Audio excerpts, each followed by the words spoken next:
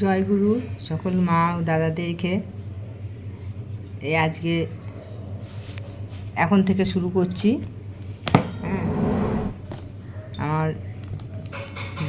Blog video অনেক সকালেই উঠেছি, মনে করলাম সকাল সকালে করব, কিন্তু বৃহস্পতিবার পুজো করলাম। পুজো টুজো হওয়ার পর 4:30টার সময় উঠেছি। 4:30টার সময় উঠে ইষ্টবিতি করে ঠাকুরের 4টে বেলা সে প্রার্থনা করে তারপরে ফুল তুলে কাজের দিদি আসলো, ঘরদোর পোছা করে দিল, তারপর পুজো করে চা খেয়ে রান্না টান্না করে বসলাম সেরে একদম। তাই দেরি হয়ে গেল। আজকে ঠাকুরের কথাই বলি। পরম প্রেমময় শ্রী শ্রী ঠাকুরের আতুল চরণ জানাই আমার কোটি কোটি প্রণাম। পরম আরাধ্যা জগৎজননী চরণ জানাই আমার কোটি কোটি পরম পূজ্যপাদ ও বর্ধার চরণ জানাই আমার কোটি কোটি প্রণাম। পরম পূজ্যপাদ ও আচার্যদেবের চরণ জানাই আমার কোটি কোটি প্রণাম। ঠাকুর পরিবারের সকলে জানাই আমার কোটি কোটি প্রণাম। এখানে উপস্থিত সকল মা ও দাদাদের জানাই আনন্দিত জয়গুরু। আমরা অনেকেই আছি, আমরা মনে করি যে ঠাকুরের দীক্ষা নিয়েছি, যখন তখন ঘুম থেকে উঠলাম, উঠে ঠাকুরের সামনে বসলাম, বসে ঠাকুরের সামনে পয়সা রেখে দিলাম, হয়ে গেল। আবার অনেকের মনে আছে আমার অনেক টাকা আছে, সারা মাস ইষ্টবিতি করে না। ওই মাস শেষ হয়ে গেলে, আমার টাকা মাস শেষ হয়ে গেলে কিছু টাকা ঠাকুর ওখানে পাঠিয়ে দেয়, ইষ্টবিতি তারা করে না।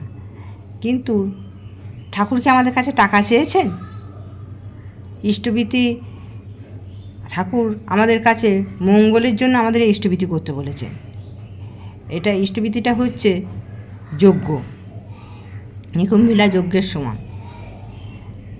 ইষ্ট কথার অর্থ হচ্ছে মঙ্গল, বৃত্তি হচ্ছে ভরণ পোষণ। আমাদের মঙ্গলের ভরণ পোষণের জন্যেই আমরা ইষ্টবিতি করছি। সকালবেলায় উঠে ঠাকুরের কাছে আর এই অর্ঘ্য নিবেদন করার জন্যে আমাদের মনে কোনো অহংকার, কোনো স্বার্থ থাকলে হবে না। অত্যন্ত ভক্তি ভরে ভালোবেসে ঠাকুরের পায়ে এই অর্ঘ্য নিবেদন করতে হবে। এই অর্ঘ্য নিবেদন করতে হয়। আর অনেকে হয়তো মনে করে আমার কাছে অনেক পয়সা আছে, দিয়ে দিই তাহলেই তো হলো। কিন্তু ঠাকুর তো আমাদের কাছে পয়সা চাননি, তিনি হচ্ছে দিন দুনিয়ার মালিক। আমরা সকালবেলায় উঠে যখন ইষ্টবিতি করছি তখন বলছি যে সকলেই তোমারই দান। তাহলে তিনি তো দিন দুনিয়ার মালিক, তাকে আমরা পয়সা দেবো কী করে? তারই তো সব বিধান। এই অর্থ নিয়ে একটা সুন্দর গল্প আছে ঠাকুরের ছোট ছোট গল্প। একবার দেওঘরে ইংল্যান্ডের এক দাদা,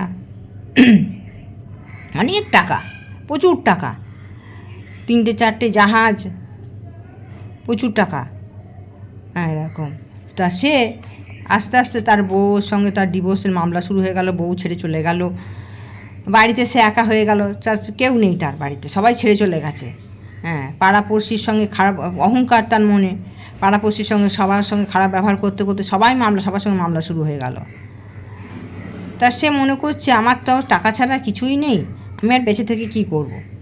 এইভাবে সে যতবারই আত্মহত্যা করতে যায়, কিন্তু যতবারই আত্মহত্যা করতে যায় তখনই তার খালি মনে হয় যে এমন কি কেউ নেই যে সব থেকে আমাকে নিষ্কৃতি দিতে পারে, শান্তিতে একটু থাকতে পারি। তখন সে জানতে পারে ইন্ডিয়ায় দেওঘরে একজন এসছে পুরুষোত্তম, যুগ পুরুষোত্তম এসেছেন। তিনি অনেক অসাধ্য সাধন করতে পারেন। তখন সে সমানে প্লেনে চড়ে দমদম বিমানবন্দরে এসে নামলো। নেমে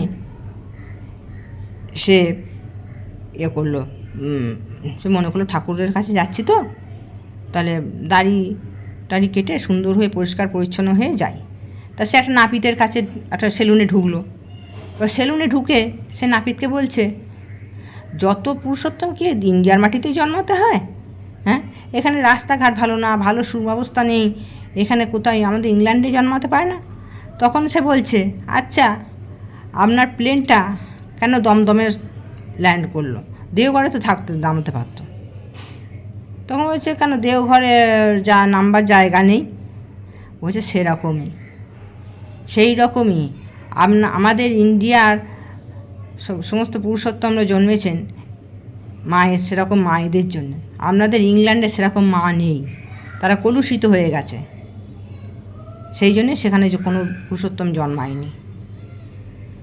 দিয়ে তখন সেই দাদা, ইংল্যান্ডের দাদা মনে মনে ভাবছে, বাবা এখানের নাপিতটা যদি এত বুদ্ধি হয়, তাহলে সে ঠাকুরের তাহলে কত বুদ্ধি।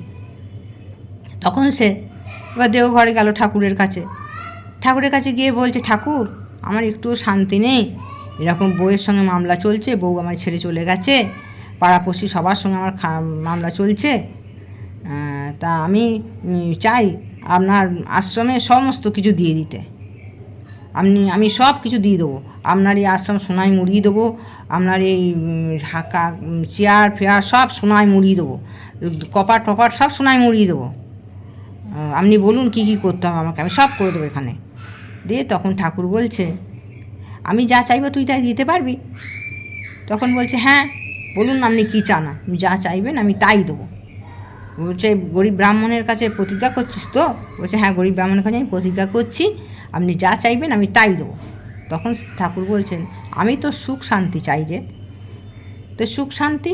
বলে, হ্যাঁ তুই এখান থেকে বাড়ি গিয়ে এক প্যাকেট মিষ্টি নিয়ে তো শ্বশুরবাড়ি যাবি, তোর বউকে গিয়ে বলবি ঠাকুর বাড়ি গেছিলাম, ঠাকুরের ওখান থেকে প্রসাদ নিয়ে এসেছি, আর তোমাদের সবাইকে আমি নেমন্তন্ন করে যাচ্ছি আমাদের বাড়িতে যাওয়ার জন্য।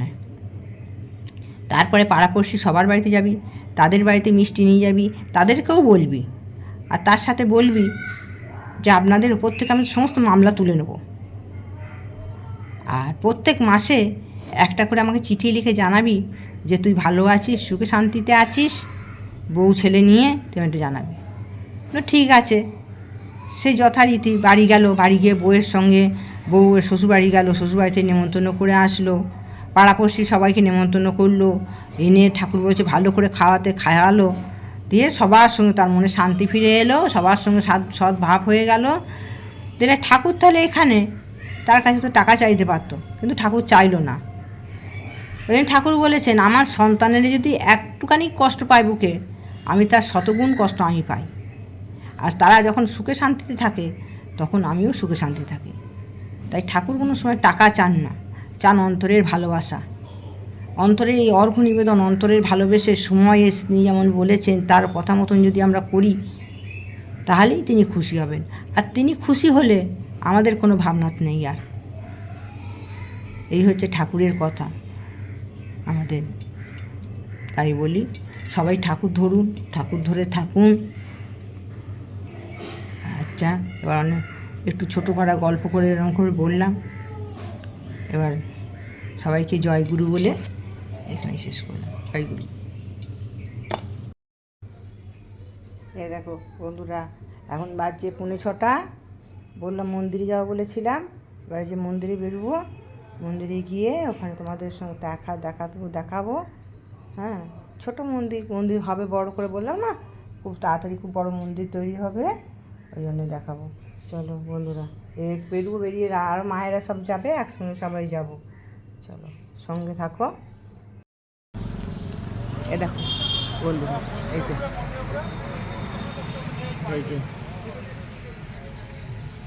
এই যে সাতগেছিয়া সৎসঙ্গ কেন্দ্র মন্দির, বুঝতে পেরেছো? এই যে ভেতরে ঢুকছি, ভেতরে ঢুকে ওই যে কাঁঠাল গাছটা সব দেখাবো।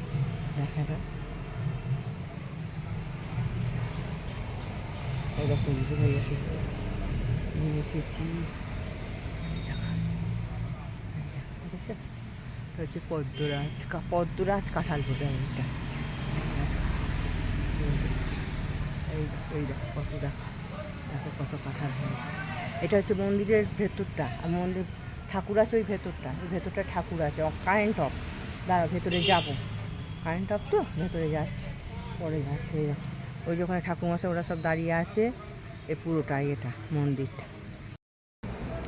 এই দেখো বন্ধুরা, এবার মন্দিরের ভেতরে কারেন্ট চলে এসেছে, ওই ভেতরটা নিয়ে আসলাম। ঠাকুর দেখে আমি সন্ধ্যেবেলায় তো মালা ফালা পরানো হয়, কিন্তু সন্ধ্যেবেলায় সব ফুলে পোশাক করে রেখেছে, প্রার্থনা হবে। হ্যাঁ, এটা আমাদের সাজিয়েছে কেন্দ্র মন্দিরে, যেখানে সুন্দর করে এখানে সাজানো রয়েছে ঠাকুরের। এই যেখানে পরমপিতা বড় করে ছবি আছে, দেখবে বড় করে একটা ছবি টানানো আছে।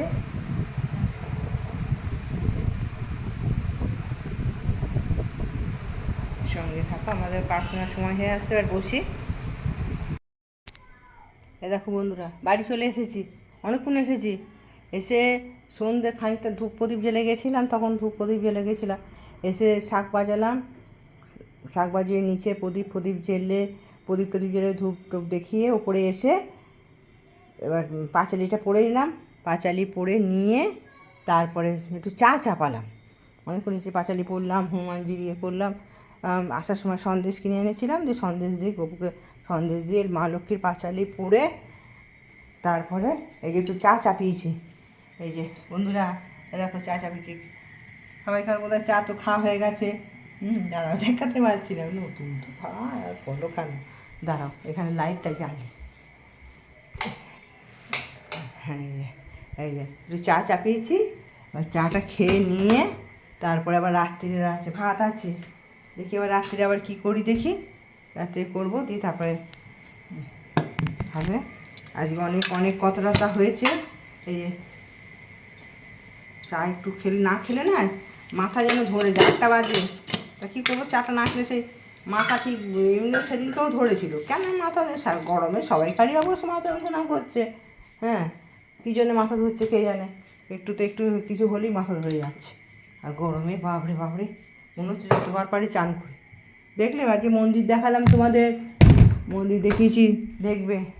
হ্যাঁ, দেখলে তো সবাই নিশ্চয়ই দেখবে, পুরো ভিডিওটা দেখবে, ভাল লাগবে।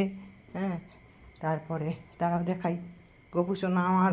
আজকে তো গোপুসোনাকে সকালে দেখানো হয়নি, তো বলেছিলাম রোজ দেখাবো। দাঁড়াও দেখাই। এই দেখো বন্ধুরা, গোপুসোনা, এই যে দু ভাই, এই যে গপু বড় সোনা, এই ছোটো দুজনায়। আর মা লক্ষ্মীর ওই পুজো করেছি, পুজো করে কলকে ফুলগুলো রেখে গেছিলাম ইয়েতে, চিকে করে রেখে গেছিলাম কলকে ফুল খানিকগুলো। এসে দেখি ভালো নেই, কীরকম হয়ে গেছে। তাঁত কি গরম, আর কি তাঁত বলো না, প্রচুর তাঁত, এত গরম এত তাঁত কী বলবো। ওই জন্য ওরকম হয়ে যাচ্ছে। এবার চাটা খেয়ে নিই, আবার কি এবার শুভরাত্রি করে দিই। এবার আমাদের চাটা খেতে আবার কালকে আবার নতুন দিনে নতুন আবার একটা ভিডিও নিয়ে আসছি। ভালো থেকো, সাবধানে থেকো, জয়গুরু, সব টাটা বাই। আবার দেখা হবে কালকে নতুন একটা ভিডিও নিয়ে দেখা হবে কালকে। টাটা, জয়গুরু।